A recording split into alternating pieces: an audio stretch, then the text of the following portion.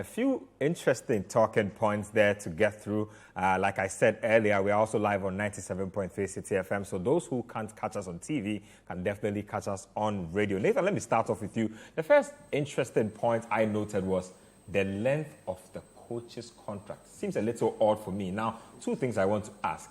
Does this mean that his contract is not up to 2 years? Is it a year and a half, a year and 8 months? What exactly is it? And does this raise questions about this FA's issues with handing long-term contracts to coaches? Because we've done a few ad hoc, time frames in terms of coaches with Otoado. Now we are doing Chris Hughton. Before that, we did Milovan Rajevac. Nobody seems to be staying in a job long-term. I think when you look at national teams and how they operate, you can kind of understand why he's been giving a contract length, if you work the maths, about 21 months, but it runs out in December 2004. This is my thinking. Between now and then, there's a major tournament, the AFCON, to be played. So his contract period covers pre-AFCON, i.e. qualifiers, and then the tournament itself, and then maybe the start of another cycle of qualifiers.